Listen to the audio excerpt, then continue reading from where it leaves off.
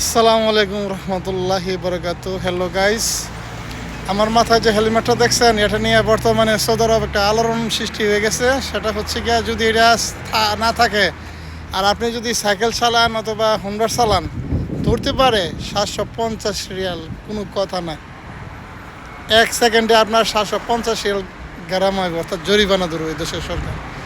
Already আমার বাসার মধ্যে দুইজনের হয়ে গেছে গা। ঠিক আছে, শুরুতে পুলিশে ধরছে, ধরার পরে মাইরা দিছে। এখন কিছু করার নাই।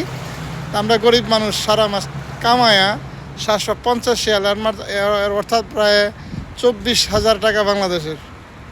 এই টাকাগুলান জরিমানা দিতে হয়। এর জন্য এটা কিনে নিলাম। এটা সেফটি, এটার জন্যে দেখেন কতগুলান টাকা দিতে হয়। তো আমি কি করছি, আমি আর দেরি করছি না, আসা পড়ছি দোকান থেকে কিনে নিলাম। তো যারা যারা বিদেশ থাকেন, অবশ্যই এই সেফটিটা পরবেন। কারণ জরিমানা দেখেন কোন সময় কোন বিপদ হয় কোয়া যাবে না।